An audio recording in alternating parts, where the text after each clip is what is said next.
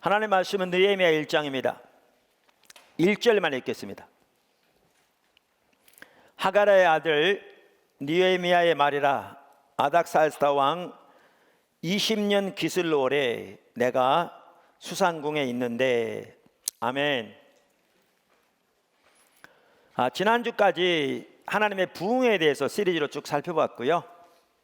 오늘부터는 느헤미야서를 좀 살펴보려고 합니다. 그러니까 주일 낮 시간에 성경을 쭉 살펴보면서 이렇게 나눈 적은 과거에 말라기서를 가지고 한번 그렇게 살펴본 적이 있습니다. 그래서 말라기서를 가지고 살펴볼 때는 그 말라기서를 보면 타락한 예배에 대해서 집중적으로 다루고 있거든요. 그리고 참된 예배를 열망하신 하나님의 열망이 매우 강하게 나타나 있고요.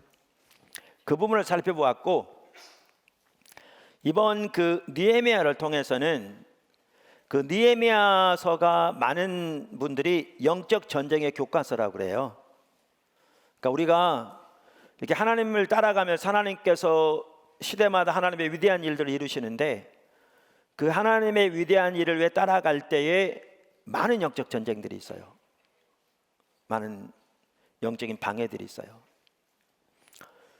그래서 어떤 사람들은 이렇게 하나님을 따라가다 보면 환경적으로 어떤 또 어려운 일을 당할 수도 있고, 이런 일을 당할 때 내가 주님의 일을 하려고 하고 주님을 따라가려고 하는데 왜 이런 일이 내게 닥치나, 그래서 오히려 실망하고 낙심하기 쉬운데, 그게 오히려 사탄의 노림수예요. 그러니까 느헤미야에서 보아도 그 영적 대적들이 느헤미야와 이스라엘 백성들을 대적하는 그 수법 중에 하나가 그들을 낙심시키기 위한 거였거든요. 그러니까 우리는 기억해야 돼요. 하나님의 위대한 일일수록 많은 대적이 있어요. 심지어 이렇게 생각하시면 돼요. 여러분이 어떤 일을 이렇게 추구해 따라가는데 어떠한 영적 대적도 없다, 그 하나님 일 아닐 확률이 많아요. 그리고 말씀드린 대로 하나님의 큰 일일수록 그 대적들이 더 많아요. 그래서 우리는 그러한 것을 인식하고 이렇게 주님 의지에 나아가되, 이 느헤미야에서 보면 어떻게 방해하고 또 어떻게 이길 수 있는 것인가, 이러한 부분들이 잘 나와 있고요. 특별히 영적 리더들로서, 우리 모두가 영적 리더들이잖아요. 어떻게 우리의 삶에서, 우리의 환경에서, 또 교회를 통해서 하나님을 따라갈 것인가, 이런 많은 부분들을 배울 수 있어요. 그래서 이번 시리즈를 통해서 이렇게 성경을 쭉 살펴가면서 이제 그런 부분들을 좀 보았으면 합니다. 그래서 여러분들이 지금 큐티를 하고 계신데 이 기간 동안에 느헤미야서를 하셔도 좋습니다. 하루에 한 장씩 읽어가시면 13장이니까 2주에 한 번씩은 읽으실 것이고, 느헤미야 설교가 몇 주 걸릴지 모르지만 그러면 그동안 몇 차례 읽으실 수 있고, 또 그렇게 여러분들이 미리 이렇게 하나님의 말씀을 묵상하면서 교회에 와서 우리가 설교를 들으면서 같이 하나님의 말씀을 보면, 또 그 말씀을 통해서 하나님께서 우리에게 많은 부분들을 더 이렇게 깨닫게 하시고 하나님 뜻을 보이시는 좋은 계기도 될 것이기 때문에 그렇게 했으면 좋겠고요. 얼마 전에 우리 그 지체 중에 한 명이, 성도 중에 한 명이 제가 큐티에 대해서 이렇게 가이드라인을 제시했잖아요. 근데 우리 해외 선교 훈련 가서 그 가이드라인들을 했더니 너무 좋더라, 그런 얘기를 하면서, 그래서 제가 그거를 가이드라인을 만들어서 조그만 노트 책자를 만들어 봐라 그랬습니다. 본인이 그렇게 해보겠다고 그래서 노트 책자가 나오면 아주 큐티를 이렇게 잘 안 하고 계신 분들도 더 적극적으로 이번 기회에 큐티를 통해 하나님의 말씀을 통해 하나님 뜻과 의중을 발견하는 자리로 나갔으면 좋겠고요. 그렇게 하는데 또 이 시리즈가 도움도 될 수 있는 좋은 계기가 될 것 같아서 주일 낮 시간인데 이번에는 느헤미야서를 쭉 살펴보면서 같이 하나님의 뜻을, 이렇게 또 하나님의 음성을 성경을 통해 듣고자 합니다. 아멘. 오늘은 그 첫 번째 시간으로 1장을 살펴볼 텐데요. 느헤미야 1장에 보면 하나님이 일하시는 방법이 잘 나와 있습니다. 그래서 오늘은 그 부분을 살펴보려고 합니다. 특별히 1장에 보면 하나님께서 일하시는 방법이 나오는데 두 가지가 나옵니다. 물론 두 개가 연결되기도 합니다. 하나는 하나님께서 하나님의 일을 이루실 때 하나님의 사람들에게 그들이 처한 현실을 인식하게 하신다라는 것이고요. 두 번째는 중보기도입니다. 그래서 그것을 하나하나 살펴보겠습니다. 자, 첫째,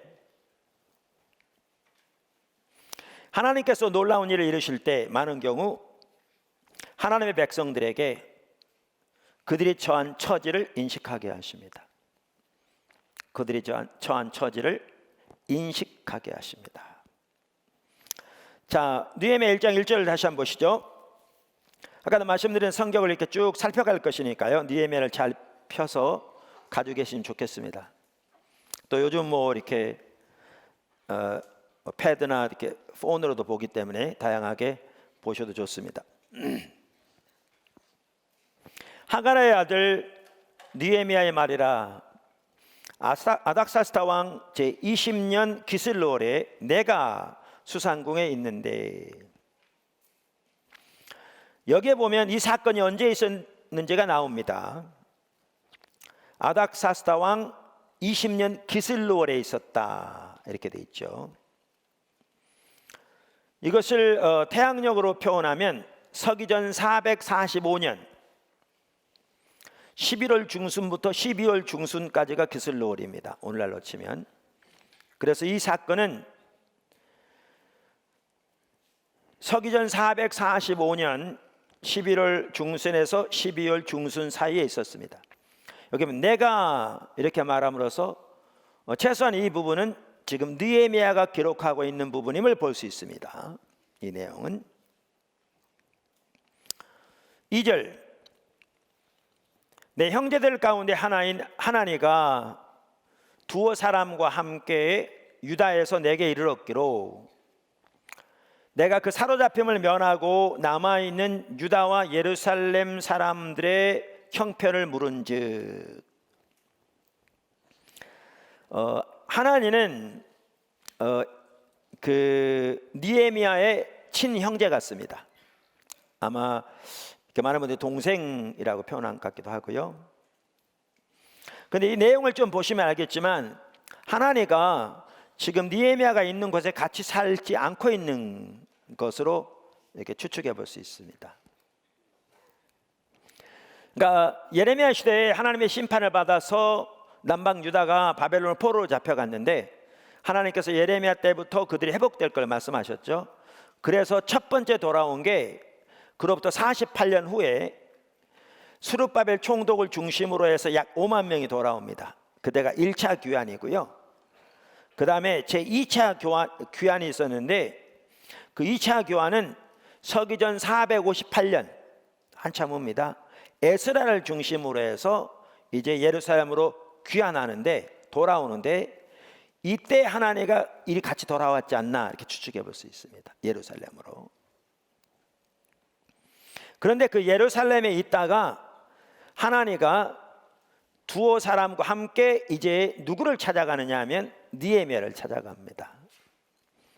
왜 갔는지는 안 나오지만 전체적으로 볼 때에 어쩌면 이 예루살렘이 처한 상황을 알리러 갔던 것 같습니다. 그러니까 사실 이것이 계기가 되죠. 계기가 되죠. 근데 사실 이것을 보아도 이렇게 조금은 짐작해 볼 수 있는데 하나님은 이렇게 하나님의 일에 열정적으로 헌신하는 사람들을 통해서 일하시는 것 같아요. 무슨 얘기냐면요, 나중에 딱 살펴볼 텐데 이 페르시아까지 예루살렘에서 오고 가는 길이 많은 위험들이 도사리고 있었어요. 이따 나옵니다. 그리고 이 거리가 얼마가 되냐면 대략 1400km입니다. 1400km. 부산을 몇 번 왔다 갔다 해야 되는 상황이죠. 그런데 그 먼 거리에 그 많은 위험을 무릅쓰고 지금 여기 알리러 온 거죠. 우리가 열정이 매우 중요하지만 열정만 가지고 물론 안 됩니다. 하나님의 지혜 없이 또 하나님의 인도를 따라 행하지 않고 자기 열정만 가지고 행하면 오히려 하나님을 대적할 수 있어요. 그러니까 구원받기 전에 사울이 대표적인 예죠. 그런데 어떤 사람의 말대로 열정이 없으면 구멍가게 하나 제대로 운영하지 못한다고. 하나님의 일을 감당함에 있어서 열정이 없이 감당할 수 없습니다. 정말 하나님의 목적에 조금 이따 나옵니다마는 그 하나님의 뜻이 이루어지도록 거기에 헌신하는 열정 있는 사람들을 통해서 하나님이 하나님의 일을 이루어 가시는 것 같습니다. 그래서 저도 사실 설교를 준비하면서 이러한 하나님의 이러한 모습을 보면서 이러한 그 숨겨진, 어떻게 보면 정말 그런 하나님의 뜻이 이루어지도록 그 헌신된, 정말 그 열정을 가지고 희생하는 이러한 사람들을 통해 하나님의 뜻이 이루어지고 펼쳐지고 성취되는구나 라는 것을 이렇게 더 보게 되고요. 저와 여러분이 그러한 사람들이 되었으면 좋겠습니다. 아멘. 자, 이렇게 해서 이제 하나님가 오는데, 왔을 때 느헤미야가 묻습니다. 여기에 보시면, 그러니까 그 사로잡힘을 면하고 남아있는 유다와 예루살렘 사람들의 형편을 묻습니다. 그러니까 이제 느헤미야 입장에서 이걸 뭘 볼 수가 있느냐면, 이게 또한 매우 중요한 부분이라고 저는 확신하는데, 자기 민족에 대한 그 사랑과 열정이 속에 있는 거죠. 여기 그 사로잡힘을 면하고, 이 말은 일부 학자들에 따라서 의견이 좀 다르긴 합니다만 명확하게 볼 수 있는 게, 저는 이렇게 볼 수 있는데, 물론 많은 학자들이 저처럼 이해하는데요, 그는 바벨론에서 아마 그 나이를 잘 계산해 봐야 되겠습니다만 예루살렘에서부터 왔는지 바벨론 태어났는지는 모르지만, 또 이때 나이를 모르지만, 어찌됐든지 간에 바벨론에서 자리를 잡고 안정된 직업을 가지고 잘 살 수 있는, 또 잘 살아가는 그러한 자리에 있었음에도 불구하고 자기 조상들이 심판을 받아서 흩어진 그러한 가운데 거기 남아있는 일부가 돌아가 있지만 거기에 있는 그들의 상태가 늘 마음에 있었던 거죠. 자기 백성을 향한 그 마음. 그러니까 여기 물었다는 말만 하더라도 매우 강력한 표현이거든요, 원어에 보면. 그러니까 제가 한 구절 한 구절 읽으면서 이렇게 자세히 설명하려고 하지 않습니다. 그러나 여기서 우리가 하나 볼 수 있는 게 뭐냐면, 하나님의 사람들에게 매우 중요한 것 같습니다. 무슨 말이냐면, 우리는 특별히 신약세는 더욱더 말할 것도 없이 우리 마음속에 열방을 향한 마음이 있어야죠. 우린 당연히 일본은 사랑해야 되고 중국도 사랑해야 되고 러시아도 사랑해야 합니다. 정치적으로 많은 경우 우리가 힘들게 하기도 하지만, 또 심지어 원수도 사랑하라고 그랬습니다. 모든 나라들을 사랑해야 합니다. 그런데 동시에 하나님의 귀한 사람들은 자기 민족에 대한, 자기 백성에 대한 열정과 열망이 있었습니다. 우리는 모세의 삶에서도 볼 수 있습니다. 그래서 하나님께서 이스라엘 백성들을 돌이켜서 하나님 뜻을 이루어지게 할 수 있다면 차라리 자기를 기록하신 책에서 빼어주시고, 그렇게 해서라도 그들을 구원할 수 있었다면 그렇게 해달라고 기도한 것이 모세였고요. 신약시대에 보더라도 정확하게 비슷하게 다윗이 자기 민족을 위해 하나님 앞에 그렇게 기도하고 나갔습니다. 바울은 우리가 잘 아는 대로 이방인을 위한 사도입니다. 유대인도 섬겼지만 그의 주요 사역의 무대는 이방인이었습니다. 이방인을 섬기되 그 많은 수고와 헌신을 할 뿐만 아니라, 물론 근본적으로 하나님을 위해서 한 거죠. 하나님을 사랑하는 마음으로 그들을 사랑한 거죠. 그래서 그 많은 수고와 헌신을 할 뿐만 아니라 심지어 그들에게 말씀을 전하되 자기 목숨까지 그들을 위해서 기꺼이 허비하기를 맞이하지 않는, 그렇게 섬겼습니다.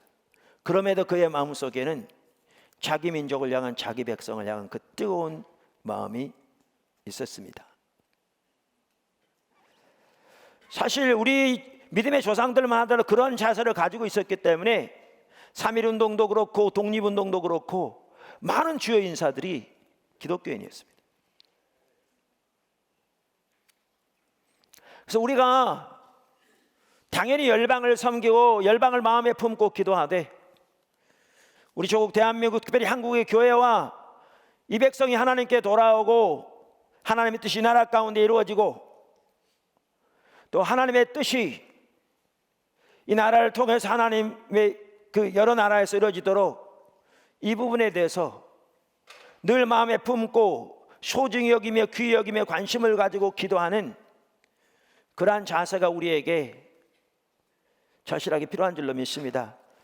느헤미야의 이 묻는 말의 의미, 이 단어와 이 자세를 보면 그 자기 백성을 향한 그 열정, 그 마음, 그 소중히 여기는 그 자세가 얼마나 귀했는가라는 것을 볼 수 있습니다.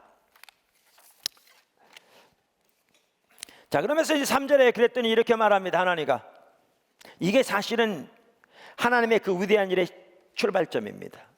너무나 놀라운 일입니다.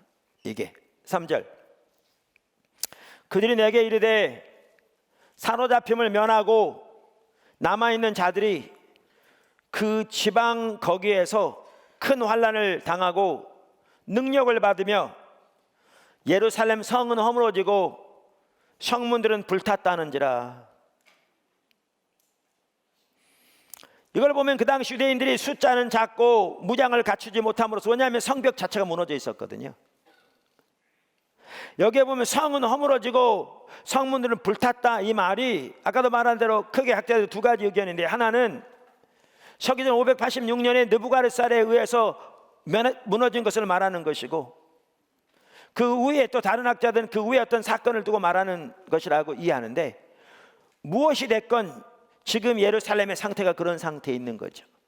특별히 이 사건이 느부갓네살에 의해서 무너진 것을 말한다면 일부 유다 백성들이 돌아와서 성전을 새로 지었을지 모르지만 성벽은 무너진 채로 있고 성문은 불탄 채로 남아서 무려 140년이 지난, 그래서 지금까지도 유다 백성들이 숫자는 작고 무장은 갖추지 못하고 성벽은 무너진 상태에 있음으로써 이방인들의 노략 대상이 되어지고 그들이 지극히 가난하여서 어려움을 당하고 있는 상태 가운데 있었던 것을 볼 수가 있죠.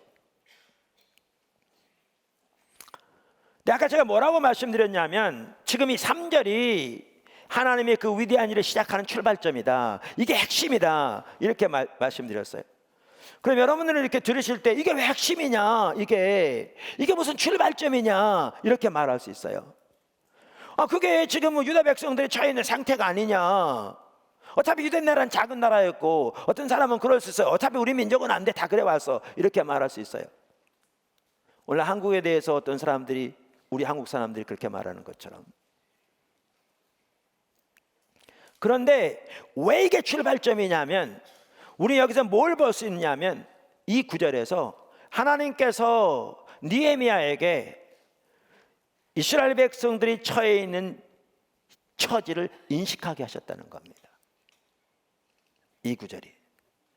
어떤 분은 그럴 수 있어요. 어디 여기에 그게 나와 있느냐, 그럴 텐데 그 다음 절부터 이어지는 느헤미야의 기도를 보면 그것을 명백하게 볼 수 있습니다. 명백하게 볼 수 있습니다. 여러분, 여기에 핵심이 그겁니다. 이 이스라엘 백성들이 하나님의 크신 권능과 능력으로 애굽에서 건져내신 하나님의 백성이라는 사실을 기억하셔야 합니다. 그리고 하나님이 그들을 그렇게 구원하실 뿐만 아니라 그들과 언약을 맺으시고, 그들은 하나님의 백성, 하나님의 백성이요 제사장 나라요 거룩한 백성으로 세우신, 하나님의 소유로 세우신 백성이라는 사실을 기억해야 되고, 예루살렘 성만 하더라도 하나님이 친히 그곳에 자기 이름을 두시겠다고 맹세하신 하나님의 도성이라는 사실을 기억해야 합니다. 그런데 그 하나님의 백성과 하나님의 도성이 지금 이런 상태에 있는 거죠. 3절에 나온 것처럼. 그것을 느헤미야가 인식하게 됩니다. 깨닫게 됩니다. 다른 말로 하면 선명히 보게 됩니다. 이게 하나님의 예루살렘 성의 중건이라는 그 엄청난 일을 이루시는데, 그 하나님의 뜻을 이루는 첫 출발입니다. 이게 첫 출발입니다. 이와 같이 하나님께서 하나님의 위대한 일을 이루실 때 많은 경우에 하나님의 사람들로 하여금 자신들의 처해 있는 처지를 인식하게 하십니다. 제가 과거에 부흥이나 여러 그 중복에 대해 나누면서도 나눴습니다마는, 그래서 로이드 존스 목사님만 하더라도 하나님의 부흥에 있어서도 가장 첫 번째 단계가 뭐냐? 자기의 처지를 인식하는 것이다, 이렇게 얘기합니다. 똑같은 맥락입니다. 그러면서 심지어 그분은 하나님의 부흥이 올 때마다 한 번도 예외 없이 이런 일이 있었다, 항상 그렇다, 그리고 이렇게 자기의 처지를 인식하는 일이 없으면 부흥에 대한 어떠한 소망도 없다, 이렇게 말합니다. 제가 한번 그분의 책을 다시 한번 읽어보겠습니다. 부흥책 202쪽과 203쪽에 나온 내용인데요, 이러한 일은 언제나 부흥에 있어서 첫 번째 단계입니다. 몇 줄 띄고 자기의 처지를 인식하는 것입니다. 몇 줄 띄고 이것을 떠나서는 하나님의 부흥에 소망도 없습니다. 그것은 상황에 대한 각성입니다. 상황의 심각성을 인식하는 것입니다. 하나님께서 말씀하신 것을 적용하여 자기들의 처지가 어떠한 것을 압니다. 하나님께서 우리 중에서 떠나가시고 또 떠나가셨다는 것을 압니다. 제가 오늘 헌금 기도하기 전에 우리 모여서 먼저 합심해서 한번 하나님 찾자는 거 회개하자, 이렇게 말씀드렸는데, 바로 이 부분에 대해서 말하는 겁니다. 이 부분에 대해서. 그러면서 이렇게 말합니다. 몇 줄 띄고, 영성과 하나님을 아는 지식의 차원에서 교회를 평가할 때 어떠한 모습으로 보입니까? 하나님에 관한 지식이 아니라 하나님을 아는 지식, 하나님에 대한 직접적인 체험, 하나님의 임재 차원에서 교회를 가늠해 보아야 합니다. 이렇게 하나님께서 하나님의 위대한 일을 이루실 때, 부흥 때에도 그랬고 한 번도 예외 없이, 로이드 존스 목사님 말씀에 가면 자기의 처지를 인식하는 일이 있다고 그랬는데, 이것이 출발점인데, 그럼 왜 이것이 출발점이냐? 이것을 우리가 영적 분별력 차원에서 보면 쉽게 이해할 수 있습니다. 영적 분별력 차원에서 이해하면,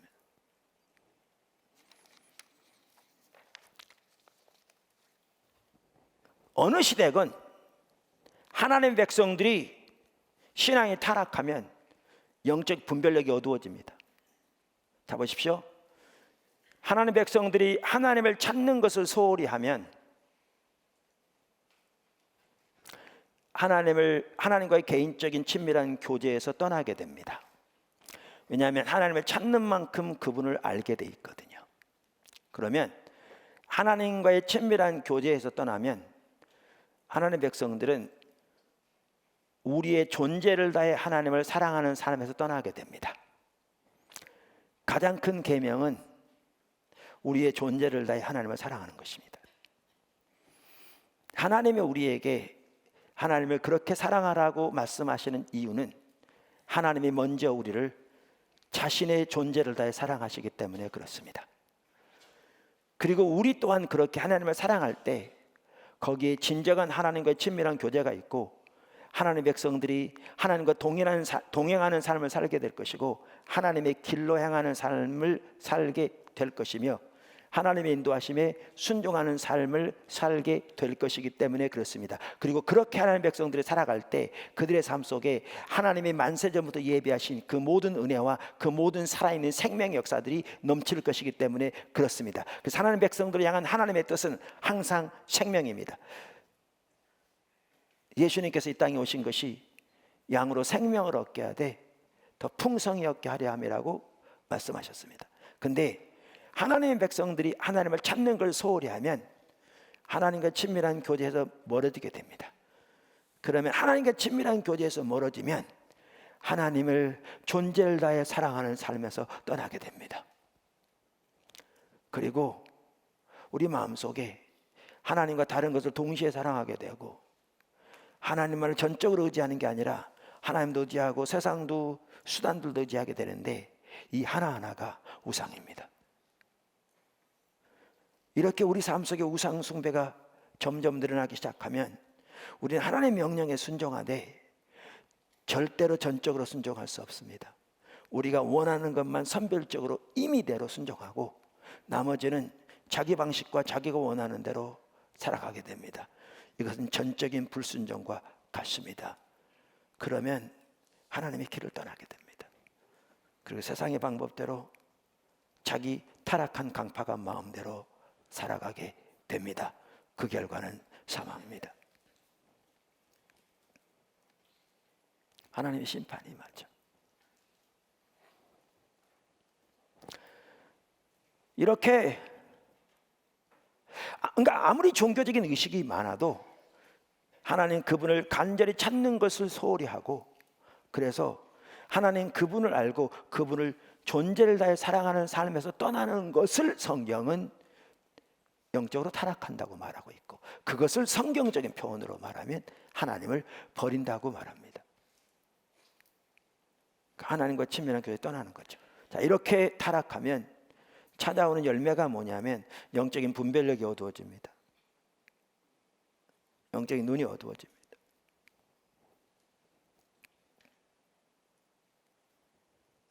그래서 대표적으로 이사야서 6장 9절 10절 이렇게 말하죠. 여호와께서 이르시되 가서 이 백성에게 이르기를 너희가 듣기는 들어도 깨닫지 못할 것이요 보기는 보아도 알지 못하리라 하여 이 백성의 마음을 둔하게 하며 그들의 귀가 막히고 그들의 눈이 감기게 하라. 염려하건대 그들이 눈으로 보고 귀로 듣고 마음으로 깨닫고 다시 돌아와 고침을 받을까 하노라 하시기로. 예수님께서 정확하게 이 구절을 인용하셔서 바리새인들에게 이사야가 너희에 대하여 잘 예언했다고 말씀하심으로써 그들도 정확하게 영적인 눈이 어두워졌던 걸 말하고 있습니다. 이렇게 영적인 눈이 어두워지면 뭐가 올바른 신앙인지 어떻게 사는 것이 하나님의 기뻐하는 것인지 그 시대를 향한 하나님의 목적은 무엇인지 하나님의 길은 무엇인지를 전혀 알지 못하기 때문에 절대로 올바른 신앙생활을 할 수가 없습니다. 바리새인들처럼 종교적인 의식이 아무리 뛰어날지 몰라도 이사야 시대처럼.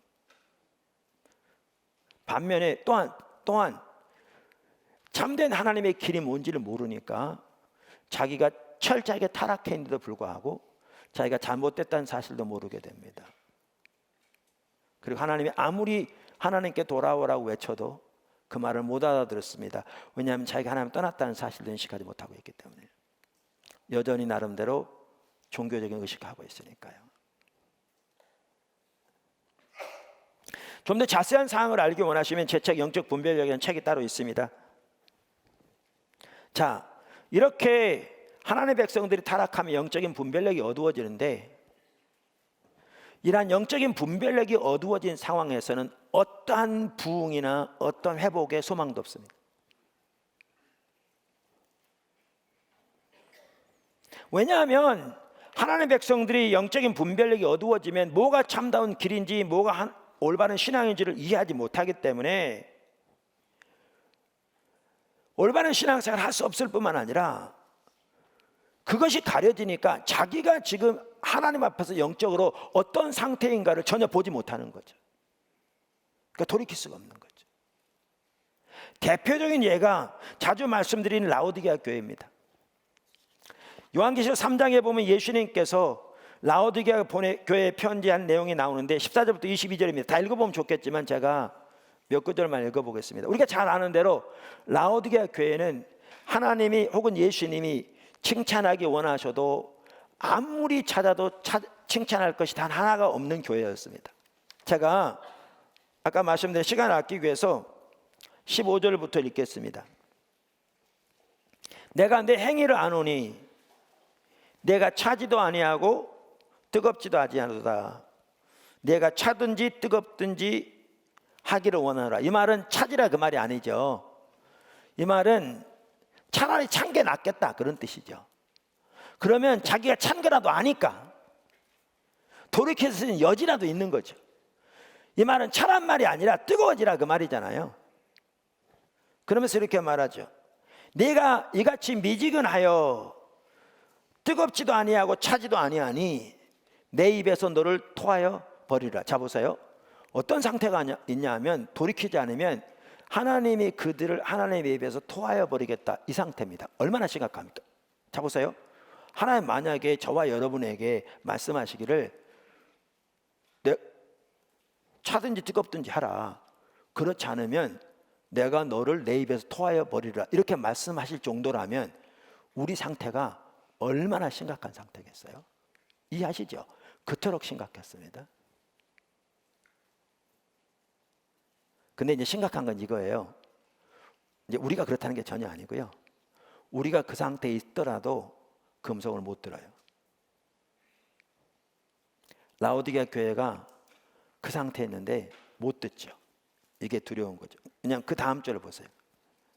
바로 다음 절.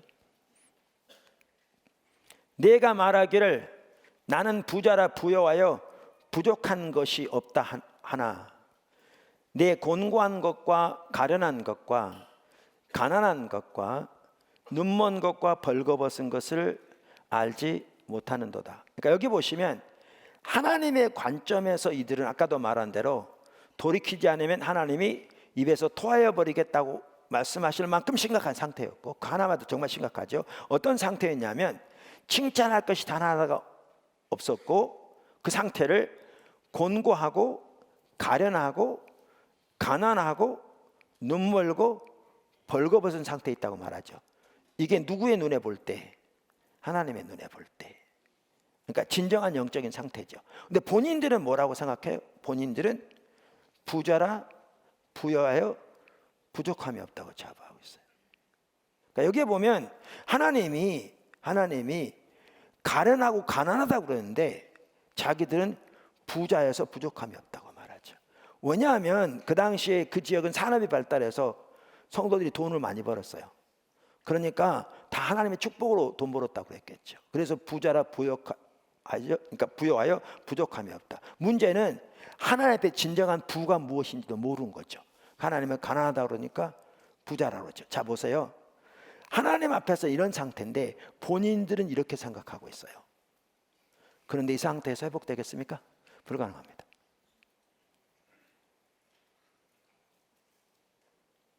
불가능해요.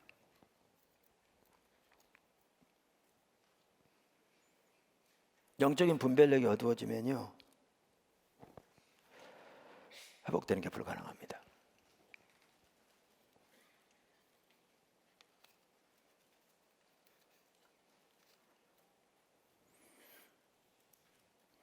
자, 이렇게 자기들은 부자에서 부족함이 없다고 자부하는데 그들이 회복과 부흥을 위해 기도하겠냐고요. 절박하게. 누구보다 하나님의 축복을 받았어 하고 생각하고 있는데 근데 실제로는 영적인 눈이 어두워져 있는 상태라고요. 아까 말한 것처럼. 그리고 그 사실도 모르고 있는 거죠. 자, 이런 상태에서 하나님께서 회복과 부흥의 역사를 일으키실 때 하신 일이 뭐냐 하면요, 하나님이 소수에게라도 영적인 분별력을 여셔서 자기의 처지를 보게 하십니다. 하나님의 부흥만 하더라도 2000년 교회 역사를 보면 영적으로 가장 타락한 시대 이후에 왔어요. 그럼 제가 뭐라고 말씀드렸냐면 영적으로 타락한 영적인 분별력이 어두워지고 영적인 분별력이 어두워진 상태에서는 어떠한 부흥도 어떠한 회복도 소망이 없다. 그럼 바로 그 다음에 부흥이 왔는데 이건 어떻게 된 거냐?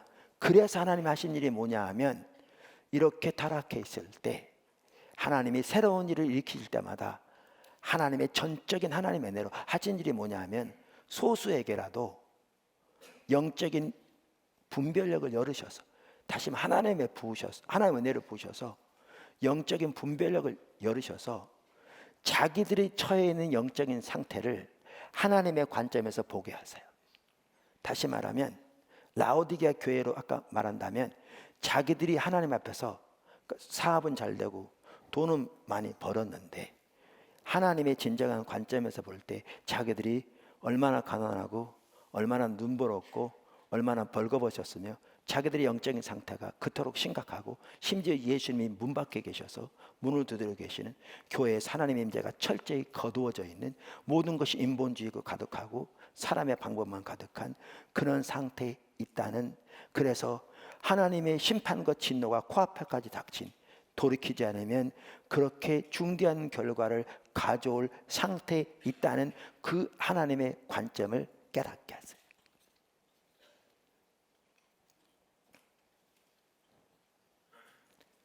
이게 처지를 인식하게 하시는 거예요. 이걸 깨닫게 하세요. 왜냐하면 이게 있어야 돌이켜지는 게 가능해요. 이게 출발점이에요. 이게 회복이건 부흥이건 하나님의 역사의 출발점이에요. 그게 바로 느헤미야 1장 3절에 나오는 그 사건이에요. 이게 출발점이에요. 출발점이에요.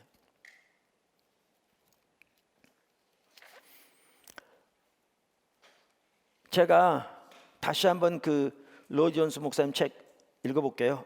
이번에도 얼마 전에 읽었을 거예요. 그러나 우리가 주님 자신을 추구하는 데는 어떠합니까? 하나님 주 예수 그리스도 성령의 임재가 우리 삶 속에 나타나는 것, 그것이 참된 기독교입니다. 부흥 시에 언제나 하나님께 사용됐던 사람들은 바로 그것을 추구했습니다. 여러분은 그것을 위해 제 말을 들을 필요가 없을 정도입니다. 언제나 부흥의 예비 단계들이 있기 마련입니다. 그게 사용됐던 사람들은 잘 보세요. 자기들이 라오디게아 사람들과 같다고 느꼈습니다. 우리는 아무것도 없다, 우리는 얼마나 벌거벗었는가라고 말입니다. 무슨 말이냐? 하나님이 라오디게아 교회를 볼 때에 그렇게 보셨는데 이들이 자기들의 처지가 하나님이 라오디게아 교회를 보시는 그 상태에 있었다는 것을 보게 됐다고 말이죠. 다시 말하면 자기들의 영적인 처지를 하나님의 관점에서 깨닫게 된다고 말이죠. 이게 출발점이라니까요. 외부적으로는 잘 나가는데 종교적인 열심은 뛰어난데 참된 신앙의 관점에서, 하나님의 임재의 관점에서, 하나님을 아는 하나님과의 교제의 관점에서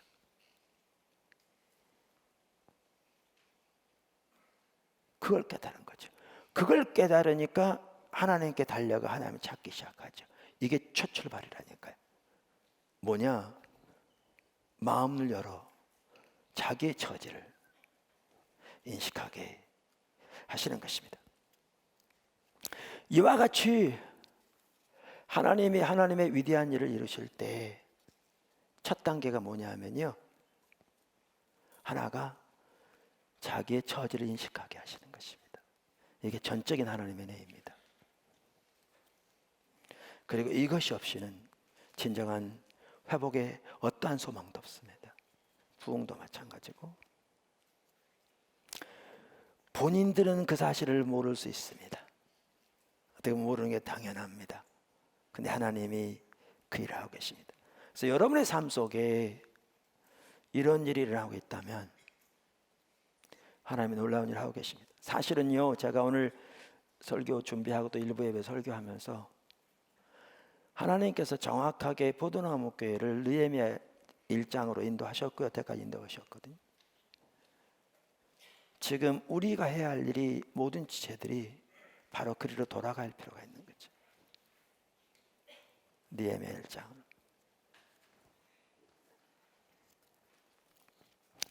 두 번째, 하나님께서 하나님의 일을 이루시는 중요한 통로가 뭐라고요?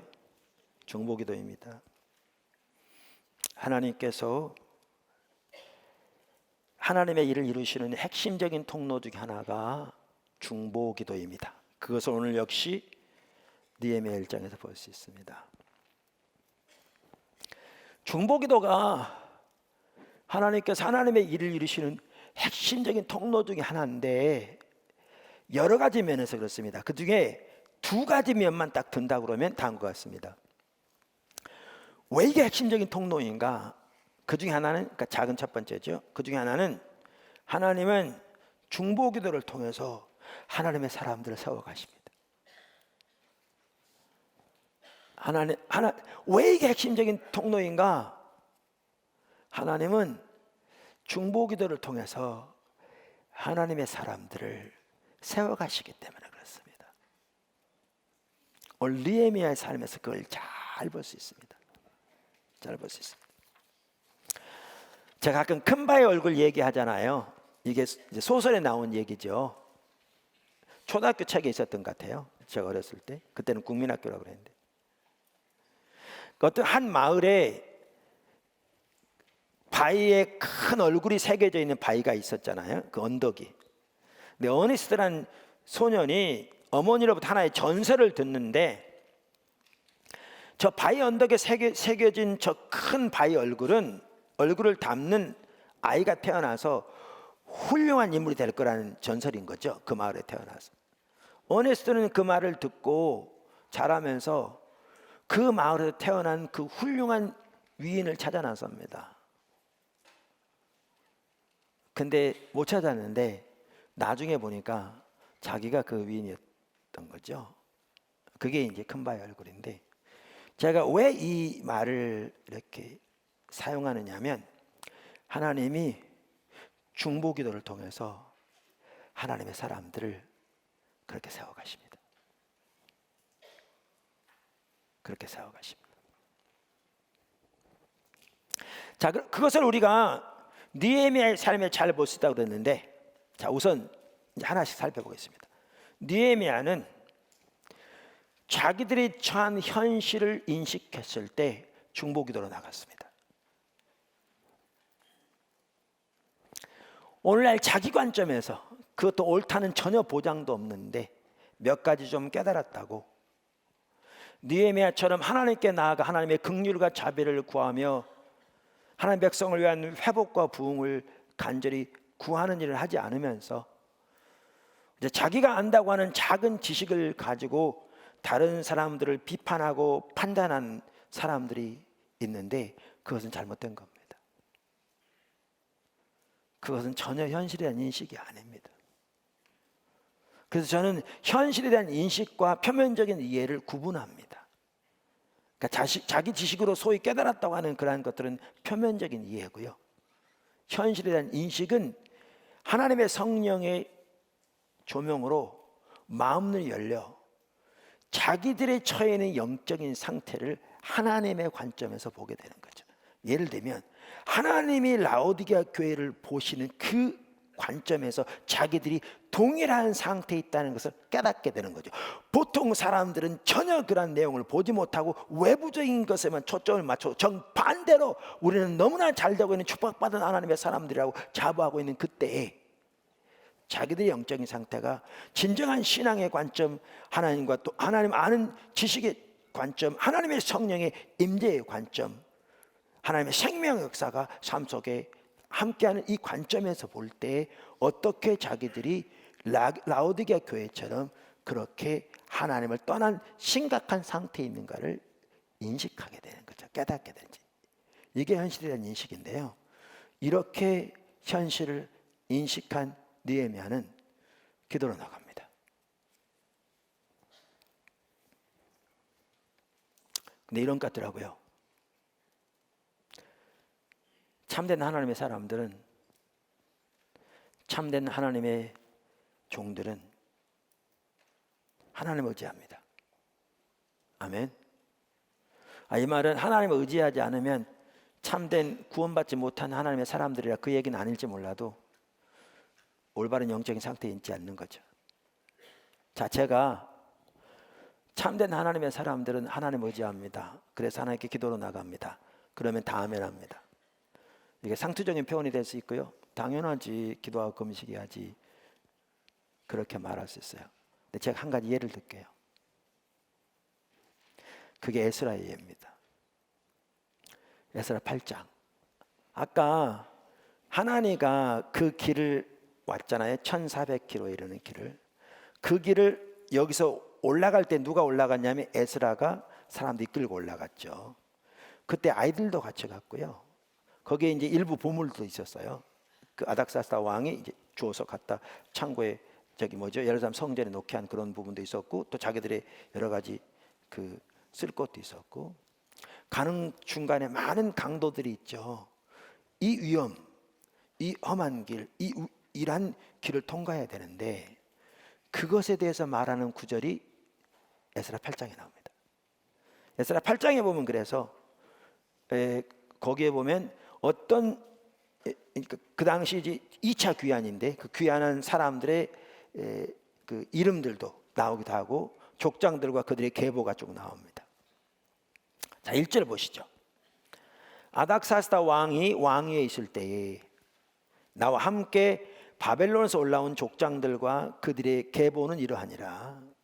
자, 그러면서 21절 보십시오.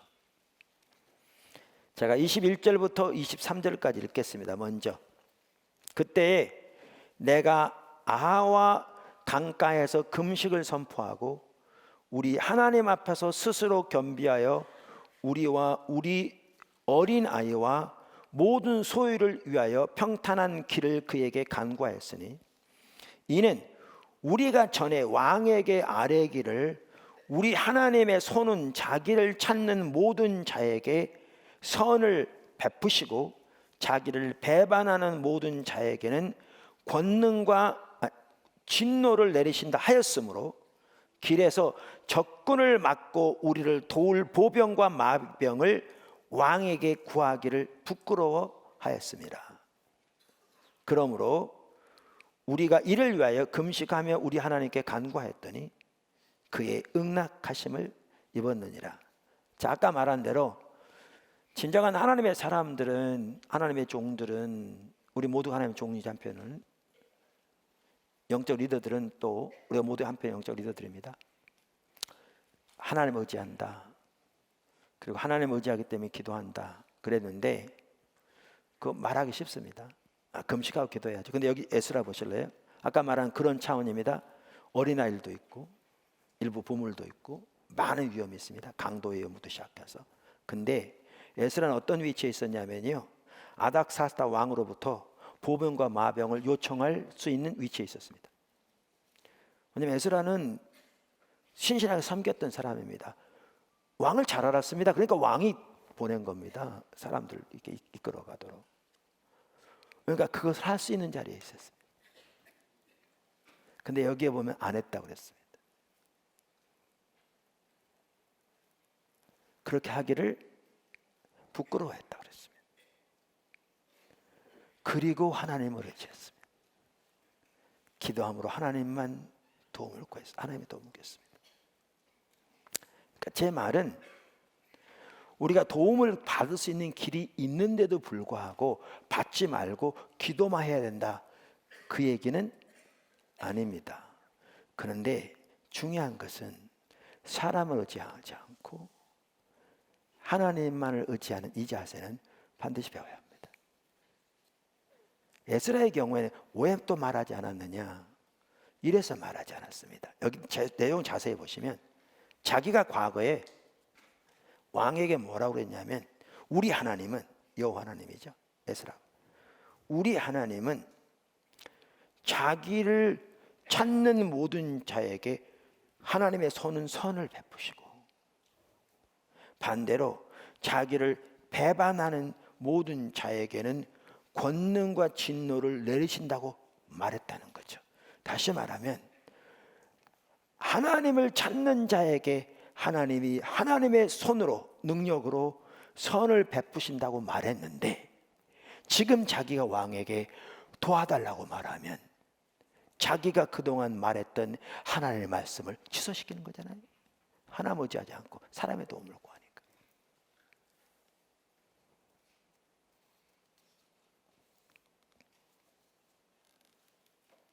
그래서 안 그랬다는 거예요.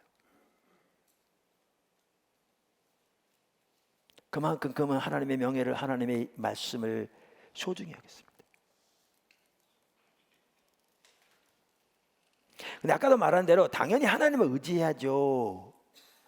필요하면 기도하고 금식하고. 그런데 이 상황에 닥쳤을 때에 인간적인 방법으로 사람의 도움을 의지해 사람 의지하지 않고 할 수 있는 방법이 있었음에도 불구하고 그 모든 걸 내려놓고 그 상황인데 하나님을 의지하셨다. 이게 하나님의 백성의 자세입니다.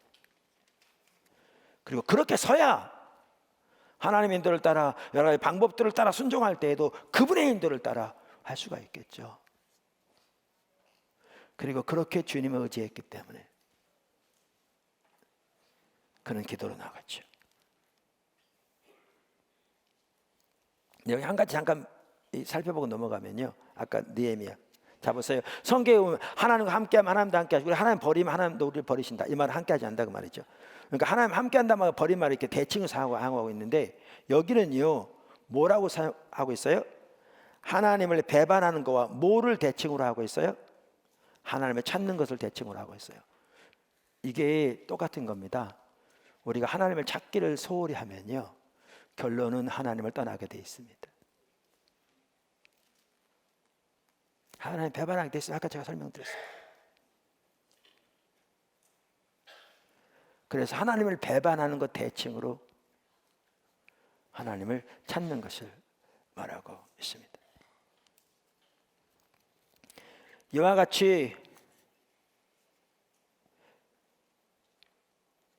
진정한 하나님의 사람들은 하나님을 의지합니다. 환경을 의지하지 않습니다. 수단과 방법을 의지하지 않습니다. 그리고 그러기에 하나님께 기도로 나갑니다. 느헤미야가 자기들의 처지가 인식되었을 때 하나님께 중보 기도로 나갑니다. 사실 그게 이제 4절부터 나오는데 느헤미야 1장 4절부터 나오는 이 느헤미야의 기도, 이게 제가 말하는 회복과 부흥을 위한 중보 기도의 대표적인 본보기입니다. 이 구절과 다니엘서 9장에 나오는 다니엘의 기도가 회복과 부흥을 위한 기도의 대표적인 본보기들입니다. 자, 이제 4절부터 보시죠.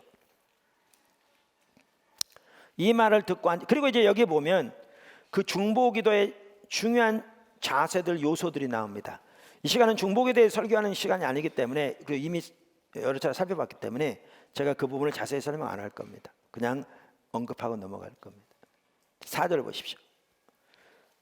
내가 이 말을 듣고 앉아서 울고 수일 동안 슬퍼하며 하늘의 하나님 앞에 금식하며 기도하여, 여기 보면 얼마나 간절하게 기도했는가 나오죠. 이르되 하늘의 하나님 여호와 크고 두려우신 하나님이여, 주를 사랑하고 주의 계명을 지키는 자에게 언약을 지키시며 긍휼을 베푸시는 주여 간구하나이다. 이제 종이 주의 종들인 이스라엘 자손을 위하여 주야로 기도하며, 간절한 기도.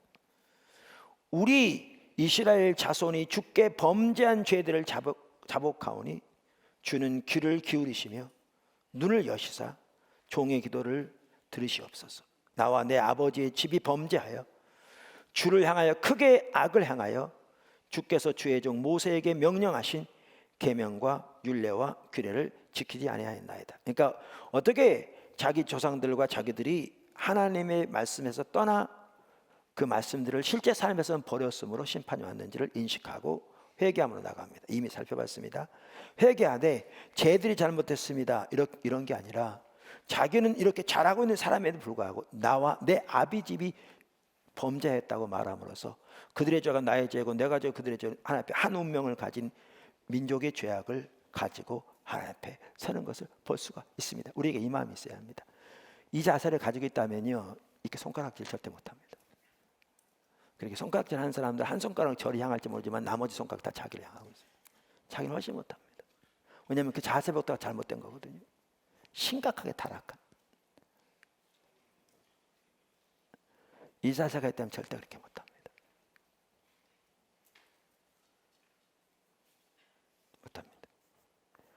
자, 이렇게 기도로 나갑니다. 회개합니다. 그러면서 이 중보기도 핵심은 하나님의 약속을 붙들고 기도하는 거잖아요. 여기 하나님의 말씀을 붙잡습니다. 약속. 옛적에 주께서 주의 종 모세에게 명령하여 이르시되 만일 너희가 범죄하면 내가 너희를 여러 나라 가운데서 들 것이요 만일 내게로 돌아와 내 계명을 지켜 행하면 너희 쫓긴 자가 하늘 끝에 있을지라도 내가 거기서부터 그들을 모아 내 이름을 두려고 택한 곳에 돌아오게 하리라 하신 말씀을 이제 청하건대 기억하옵소서. 상기시키는 거죠. 약속을 이렇게 기도합니다. 그러면서 10절을 보십시오. 이들은 주께서 일찍이 큰 권능과 강한 손으로 구속하신 주의 종들이요 주의 백성이니이다. 제가 아까 말씀드린 게 이겁니다. 느헤미야는 이스라엘 백성이 하나님의 권능으로 건져내셔서 하나님의 백성 삼으신 언약의 백성이요 하나님의 종들인 것을 인식하고 있죠. 그리고 예루살렘이 하나님의 도성인 것을, 그리고 그들을 위해 하나님이 예비하신 삶이 어떠한 삶인가를, 근데 그러한 하나님의 백성들이 처해 있는 현재 영적인 상태가 얼마나 심각한 상태인가를 깨닫게 됩니다. 이게 인식입니다. 제가 늘 말씀드린 대로 그런 차원에서 오늘 한국교회를 보십시오. 하나님의 의도하신 교회의 모습, 그리고 우리가 처해 있는 상황, 이것이 여러분에게 보여진다면 하나님 일하고 계신 겁니다.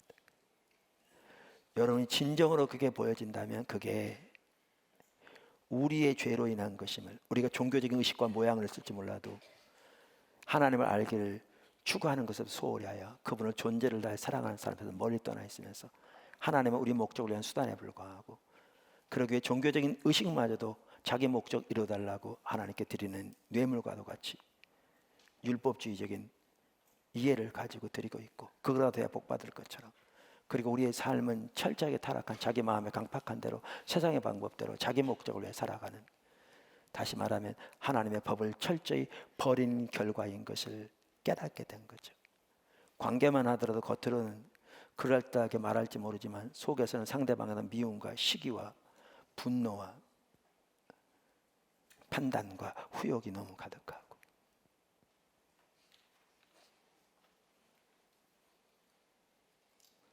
예배만 하더라도 일주일 빼놓지 않고 나와서 그저 순서만 마치고 돌아가는 예배라고 인식하는, 예배 가운데 하나님의 임재로 압도하셔서 그 앞에 우리의 존재 자체가 사로잡힘을 당하고, 그분의 거룩하신 앞에 우리의 죄악들 드러나고, 우리 입술의 죄악과 생각, 사고를 하는 죄악들 드러나고, 하나님 앞에 진정으로 회개하고 돌이키고 그분께서 행하신 그 아름다운 일들을 인하여 그분께 마음껏 찬사와 감사를 드리고 그분만을 기뻐하고 그분의 뜻을 알아 그 가운데 함께하기 위해 그분의 뜻을 간절히 구하고 추가해 나온 것이 우리의 예배인데, 거기에서는 천리말리 떠나 있는, 그러다 보니까 심지어 누구보다 하나가 되어야 할 그리스도의 몸, 그래서 이것이 하나 서로 연합하고 상합해야 돼서 그리스도의 몸을 이루는, 그래서 사도 바울이 그 많은 고린도교회 편지하면서도 가장 먼저 가장 길게 바로 하나됨에 대해서 다루고 있는데, 오늘날은 심지어 교회 안에 서로 갈등, 반목, 싸우고 다투고 두 패로 안 나눠져 있더라도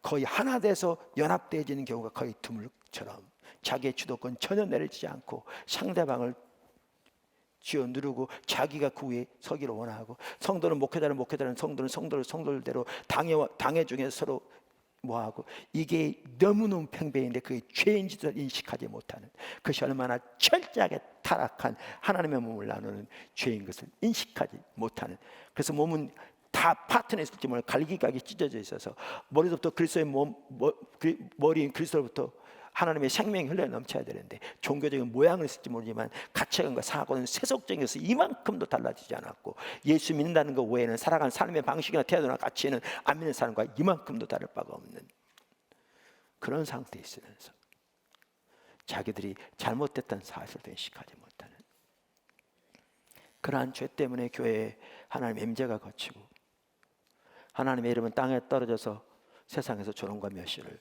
당하고 있고, 교회는 혐오시설처럼 취급받는 이 시대에 그것이 우리의 죄인 것을 인식하지 못하고 있는 거죠. 근데 그걸 보는 사람들은 느헤미야가 그랬던 것처럼 그것이 자기와 자기 아비 집이 하나님 앞에 범죄한 것으로 이렇게 되었다는 사실을 인식하고 회개함으로 나가죠. 그리고 주님의 약속을 붙들고 회복시켜달라고, 구원해달라고, 부흥을 보내달라고, 하나님의 이름을 영광을 위해 그렇게 해달라고, 그렇게 하나님 앞에 나가죠. 바로 여기에, 그래서 이 9절, 이 10절을 보면, 그리고 이 기도의 내용을 보면 아까 그 3절이 어떻게 하나님께서 느헤미야에게 자기들이 처한 상태를 인식하게 하셨는가를 볼 수 있는 겁니다. 그리고 그것이 어떻게 하나님의 위대한 일을 이루시는 첫 출발이었던 것을 볼 수가 있습니다. 그럼 11절 이렇게 말합니다. 주여 구하오니 귀를 기울이사 종의 기도와 주의 이름을 경외하기를 기뻐하는 종들의 기도를 들으시고 주의 종이 형통하여 이 사람들 앞에서 은혜를 입게 하옵소서 하였나니 그때에 내가 왕의 술관원이 되었느니라. 근데 제가 아까 뭐라고 말씀드렸냐면,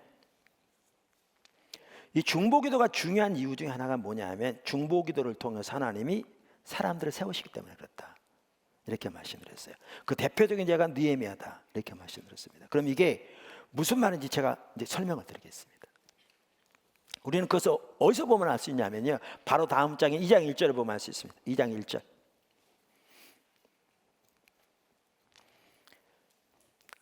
아닥사스다 왕 제20년 니산월에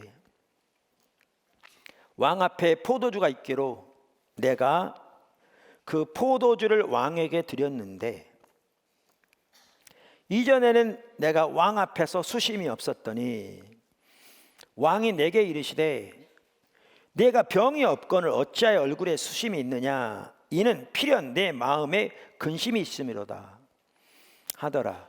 그때 내가 크게 두려워하여. 자, 우선 여기 보면 아닥사스다 왕 제20년 니산월은요, 이 태양력으로 따지면 언제냐면 서기전 444년 3월에서 4월 사이입니다. 그러니까 1장 1절에서 아까 그때가 언제였냐면 서기전 445년 11월 중순부터 12월 중순까지였다 그랬습니다. 그러니까 지금 1장 1절에 사건이 있었고 지금 2장 1절 이 사건은 1장 1절부터 언제냐면 4개월 후입니다. 4개월 후예요.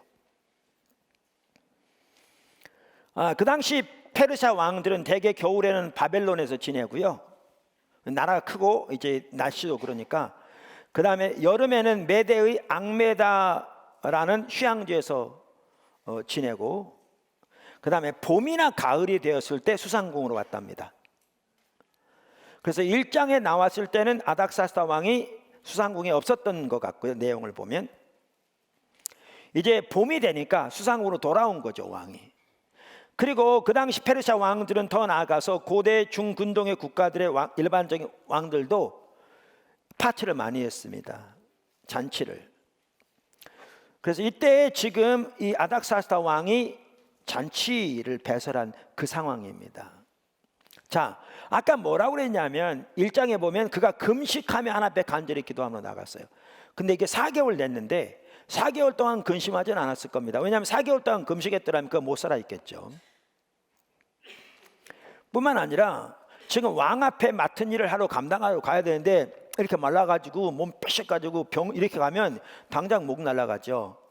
그러니까 처음에 금식했는데 얼마 동안 금식했는데 나와지는 않지만 그가 몸은 돌봤던 게 분명합니다. 그러니까 최소한 신체적으로는 왕이 볼 때에 문제가 없었습니다. 근데 제가 말하고자 이겁니다.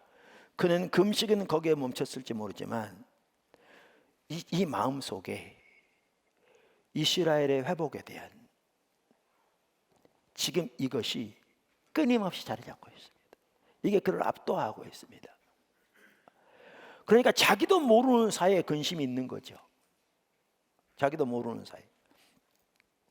그러니까 한번 생각해 보세요. 왕이 그렇게 특별한 연회를 마련해서, 때로는 외국 왕들도 와 있을 수도 있고, 아니면 뭐 고관 대작들을 이렇게 모여서, 아니면 이렇게 하는데 신하가 그 앞에서 완전히 인상 쓰고 있고 분위기 망치면 이거 완전히 목 날라갈 일이죠.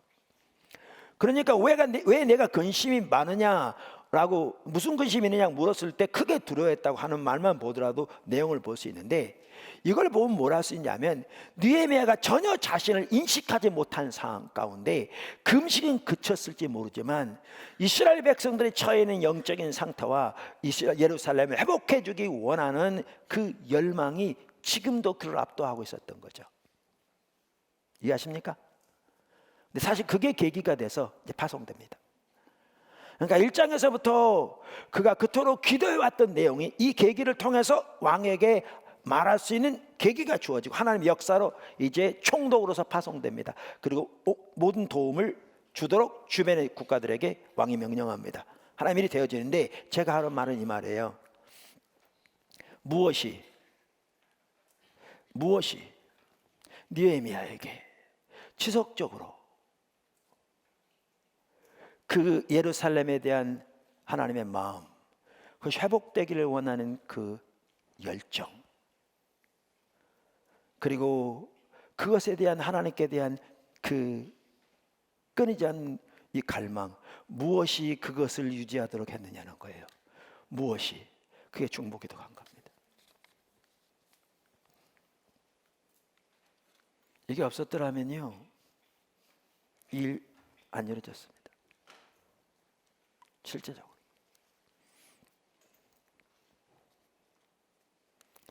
중보기도로 나아갈 때 하나님의 마음이 부어지고 하나님의 뜻과 의중이 알려지고 하나님의 비전도 보이고 하나님의 관점이 보이고 그 일을 향한 하나님의 열정이 부어지고, 그리고 그 모든 것들이 유지되고 그 속에 그 마음이, 그 열정이 유지되는 것이 무엇을 통해서 이루어지느냐? 중보기도를 통해서 이루어집니다. 그래서 하나님께서 왜 중보기도가 중요하냐? 중보기를 통해서 하나님이 당신의 종들을 세워가십니다. 하나의 목적을. 그래서 중요합니다.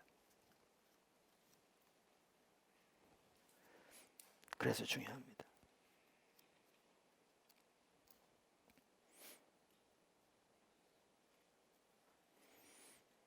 포도나무 교회는 처음 생길 때부터 중보기도 때문에 생겼습니다. 제가 여러 번 말씀드린 대로 1994년 초에 하나님께 제가 첫 번째 교회를 섬기는 가운데 중보기도를 시작하게 하셨습니다. 저는 중보기도가 뭔지도 몰랐습니다. 그 당시 제가 가지고 있었던 성경 구절 중에 하나는 이사야서 62장 6절 7절이었습니다. 예루살렘이여, 내가 너희 성벽 위에 파수꾼을 세우고 그들로 하여금 주야로 계속해서 잠잠하지 않게 하였느니라. 너희 여호와로 기억하시게 하는 자들아, 너희는 쉬지 말며 또 여호와께서 예루살렘을 세워 세상에서 찬송을 받게 하시기까지 그로 쉬지 못하시게 하라. 이 한 구절에 대한 설교를 제가 한두 번이나 들었는데, 그게 제가 말하는 회복과 복을 위한 중보기도에 대해서 아는 전체였습니다. 근데 하나님께서 구체적으로 교회 가운데 그 일을 세워가기 시작하셨습니다. 이 구절은 62장 1절부터 5절은 하나님께서 가장 먼저는 바벨론 포로로 잡혀가 있는 이스라엘 백성들을 회복시킬 것에 대한 예언입니다. 더 나아가 교회에 대한 예언도 같이 포함되어 있습니다. 여러 차례 살펴봤습니다. 근데 제가 부흥책을 읽다 보니까 로이드 존스 목사님도 이사야서 62장 1절에서 7절 이 구절을 부흥을 위한 중보기도의 핵심적인 성경 구절로 이해하면서 그의 책 20장에서 그도 이사야서 62장 1절에서 5절이 가장 먼저는 바벨론 포로로 잡혀가는 이스라엘 백성들에 대한 예언이라고 인정하면서 동시에 하나님께서 그 구절을 역사적으로 많은 사람들에게 교회 회복과 하나님의 부흥을 위한 구절로 사용해 오셨다는 사실을 말하고 있습니다. 역사적으로. 제가 그 내용을 읽어보겠습니다. 그것이 바로 기독교에 대한 하나의 상징적인 그림입니다. 1절부터 5절에 나오는. 우리 주님께서 친히 여러 번 이 예언을 인용하셔서 그 예언이 교회의 시대와 복음 시대를 가리키고 있음을 분명히 보여주고 계셨습니다. 몇 줄 띄고. 그래서 교회가 침체기에 들어있어서 여러 원수들과 난제들로 포위를 당하고 그 원수들의 손에서 상당한 패배를 당하고 있을 때 하나님께서는 그와 같은 진술을 통해서 교회에 말씀하심을 교회 안에서 관례가 되었습니다. 그것이 줄곧 여러 세기에 걸쳐 내려오면서 교회 안에서 관례가 되었습니다. 그래서 우리는 오늘날 그 그림을 취해서 우리 자신에게 적용시키며 우리 현재 입장에 어떻게 대처해야 할지를 알 수 있습니다. 그러면서 저 같은 경우도 집중적으로 하나님을 찾으니까 우리의 신앙이 가장 기본적인 면에서 얼마나 심각하게 옆으로 가 있는가, 그리고 교회와 성도들의 처해 있는 영적인 상태가 하나님께서 의도하신 삶에서 얼마나 멀리 떠나 있게 됐는가, 아까 잠깐 나눈 것처럼 그것이 보여지게 되었습니다. 그래서 제 아내는 우리 죄를 용서해 달라고, 하나님의 긍휼로 인하여 용서해 달라고, 그리고 우리는 우리의 의는 걸레 같아서 하나님 앞에 내세울 게 아무것도 없지만 우리는 그래도 예수님의 피로 값주고 사신 하나님의 교회임을 기억해 달라고, 그래서 주 이름의 영광을 위해서 하나님의 교회를 회복시켜 주시고 상간 도서백지 이르기까지 이 나라의 모든 교회 가운데 하나님의 부흥을 보내달라고 그렇게 기도하기 시작했습니다. 그때 제 마음속에 늘 가지고 있었던, 그리고 그 구절만 생각해도 마음에 그야말로 마음에 애리듯이 닿았던 구절이 다니엘서 9장에 나온 구절이었습니다. 주를 위하여 주의 얼굴 빛을 주의 황폐한 성소에 비추시옵소서. 그렇게 기도하고 나가면 그 하나님의 마음, 하나님의 의중, 하나님의 이 시대를 향한 하나님의 그 교회 회복되기 원하는 열망, 우리가 하나님을 떠난 모습이 얼마나 더 명확하게 보이고 그랬습니다. 사실 그랬기에 교회 초기에 그 하나님의 교회가 세워짐에 있어서 정말 많은 영적인 방해들이 있었는데 그 모든 것 가운데서 이길 수 있었던 핵심적인 이유가 바로 그 기도를 통해서 하나님의 마음과 비전을 선명히 보셨기 때문에 그렇습니다. 아까도 말씀드린 대로 포도나무 교회가 그렇게 시작했고 여러분 우리가 그렇게 시작했습니다. 여러분도 저도. 그래서 우리가 그리로 회복돼야 합니다.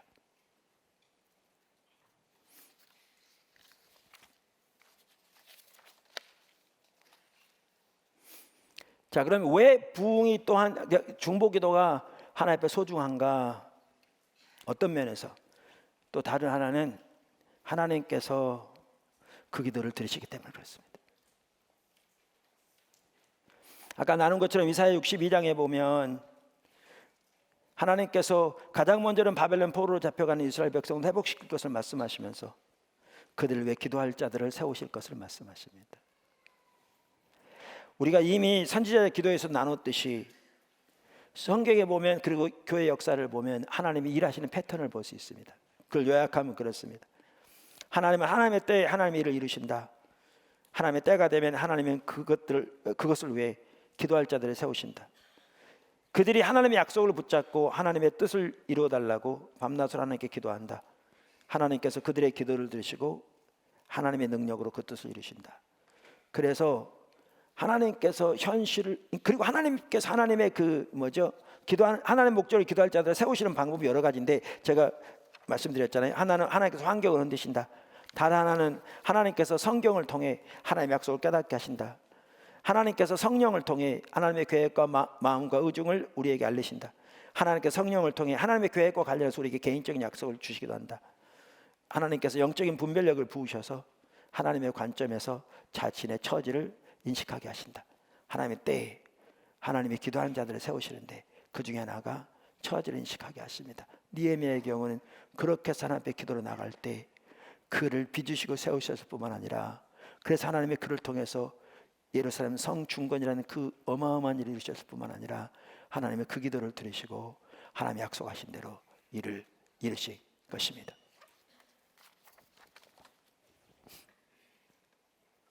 느헤미야 1장에 보면 하나님 일하시는 방법을 볼 수 있습니다. 그 중에 한 부분은, 그 핵심은 하나님은 하나님의 때가 되면 하나님이 일을 하시되 하나님의 사람들에게 자신의 처지를 인식하게 하십니다. 그리고 하나님이 일하시는 또 하나의 방법은 중보기도입니다. 중보기도가 하나님의 일에 중요한 이유 중에 하나는 중보기도를 통해 하나님이 하나님의 사람들을 세우시기 때문에 그렇습니다. 큰 바위 얼굴처럼. 그리고 또 다른 하나는 하나님이 그대의 기도를 들으시고 응답하시기 때문에 그렇습니다. 하나님은 하나님의 때가 되었을 때 하나님의 일을 이루시려고 기도할 자들을 세우십니다. 그들을 세우시는 방법이 여러 가지가 있습니다. 그리고 그들이 하나님의 약속을 붙잡고 기도할 때 하나님은 그들의 약속을 들으시고 그들의 기도를 들으시고 그 일을 성취하셨습니다. 우리는 엘리야의 삶에서 이걸 잘 볼 수 있고 성경 전체에서 명확하게 볼 수 있어요. 자, 포도나무 교회가 어디로 돌아가야 할지 명확합니다. 그래서 우리가 아까 시작할 때 같이 기도했던 것처럼 그렇게 하나님 앞에 하나님 얼굴을 구하며 기도하는 자리에 더 나아감으로 우리 속에 하나님의 비전이 더 새로워지고 더 선명히 보여지고 하나님의 마음이 더 부어지고 우리 나갈 방향이 더 뚜렷해지고 그 방향한 열정이 더 샘솟게 되고 지속적으로 하나님의 뜻이 이루어지도록 그것을 마음에 품고 달려감으로 하나님의 뜻이 놀랍게 이루어지는 그 축복이 있기를 주님으로 축원합니다. 기도하겠습니다.